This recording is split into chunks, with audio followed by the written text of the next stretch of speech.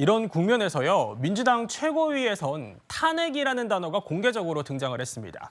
국민의힘은 국가 전복 세력을 자임하는 거 아니냐며 반격에 나섰고 또 김정숙 여사 특검으로 맞불도 났습니다.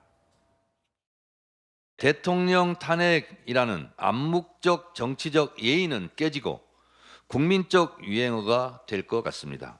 탄핵의 방향으로 계속 기름을 붓고 있는 거는 윤석열 대통령 당사자라는 안타까운 현실입니다.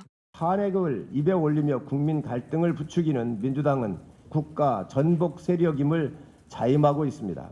22대 출범하면은 그 문제에 관해서 당내 의견 수렴해서 그 방식을 어떻게 할지 저희들이 진지하게 검토하고 진행하겠습니다. 최진봉 교수님, 이 민주당 지도부의 탄핵 언급 좀 어떻게 들으셨습니까? 탄핵을 하고 안 하고 이 문제는 조금 더 시간이 필요하다고 저는 생각해요. 현재 상황에서는. 다만 이제 이런 얘기를 하는 것은 지금 이제 윤석열 대통령이 10번째 거부권 행사를 했고 거부권이 너무 많죠. 또 하나는 이제 최상병 순직 사건 관련해서 거부권 행사는 이건 국민적 여론이 상당히 안 좋아요. 네. 이렇게 되면 그러니까 대통령이 이런 행동과 국민의힘이 여기에 대해서 계속 동조하면서 가는 모습이 탄핵의 상황까지 가게 만드는 요소로 작용하고 있다는 부분을 지적하고 있는 겁니다. 그러니까 지금 당장 탄핵을 하자 안 하자 이런 의미는 저는 아니라고 보고요. 다만 그럼에도 불구하고 대통령이 이렇게 국민과 맞서는 모습을 계속 보이는 것은 절대로 좋지 않다. 이러다가 정말 그런 일이 발생할 가능성이 전혀 없다고 볼 수도 없는 거잖아요. 네. 그런 점으로 본다고 하면 대통령이 좀 국민적 여론을 경청하고 국민이 뭘 원하는지 하는 부분에 대해서 좀 관심을 가졌으면 좋겠다 이런 의도라고 생각해요. 당장 민주당이 탄핵을 추진하겠다는 의미는 저는 아니라고 보고요. 그런 점에서 온다고 하면 이번에 최수근 상병 순직 사망 사건 관련해서 대통령의 거부권 그리고 이번에 만약 재의결이 부결됐을 때 올 수 있는 후폭풍 이런 부분들은 대통령이 오로지 감당해야 되거든요. 그런 부분에 대해서 경종을 울리는 메시지가 아니겠나 그렇게 생각합니다.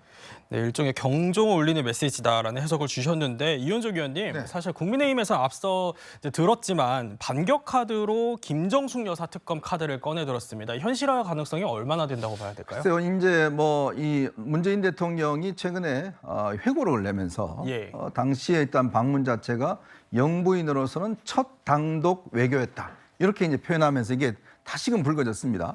아시겠지만 이 문제는 이미 당시부터 꾸준하게 문제가 제기가 되어 왔고 또 인도 정부가 초청을 하지 않았음에도 불구하고 우리나라에서는 이제 당시에 도종환 문체부 장관이 참석기로 했었는데 그걸 이제 격상을 해서 영부인이 가게 됐다. 그것도 대통령 전용기를 썼다.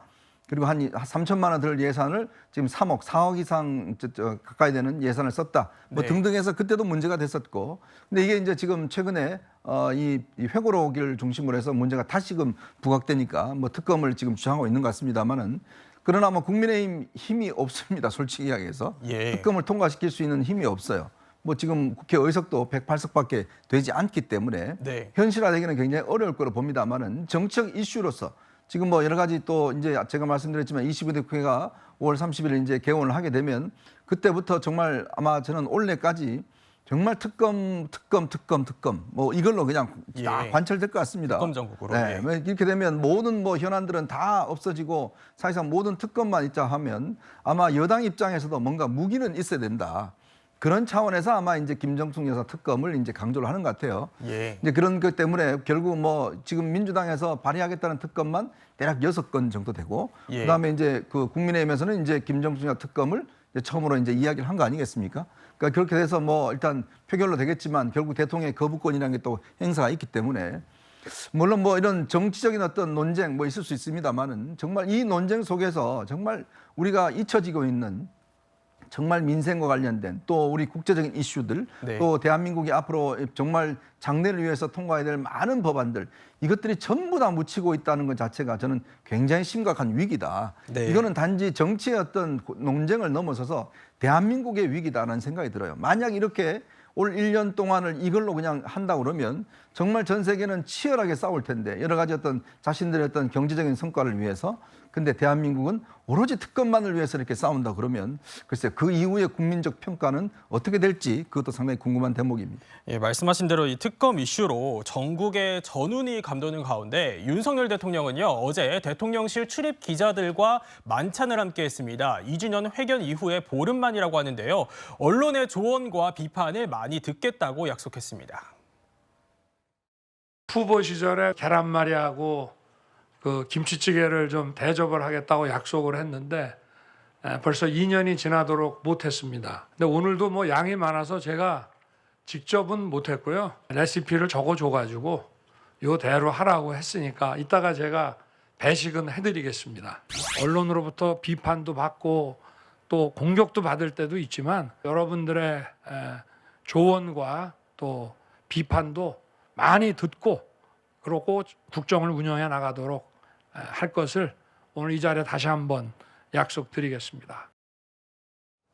네, 박상수 위원장님, 대통령이 계란말이도 또 직접 만들어주고 하면서 언론과 소통에 좀 적극적으로 나선 모습 같은데 어떻게 보셨나요?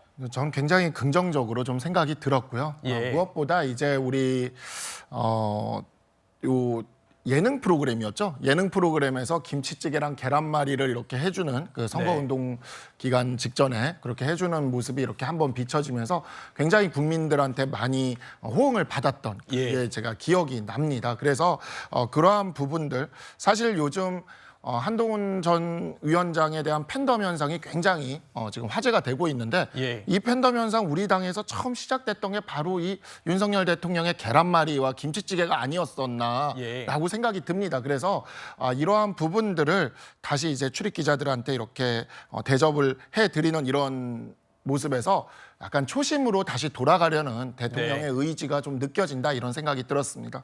네, 잘 들었습니다. 대통령의 거부권 행사 이후 정치권 후폭풍 상황 살펴봤고요.